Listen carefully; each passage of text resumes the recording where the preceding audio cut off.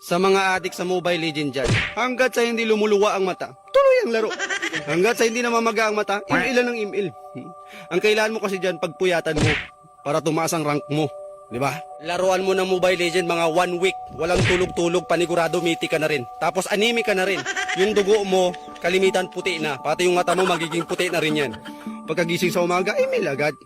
Pagkasapit ng tanghali, email. Pagka break time mo sa trabaho, email. Pagka-uwi mo ng bahay bago ka matulog, wag ka na matulog, mag-email ka na lang hanggang madaling araw.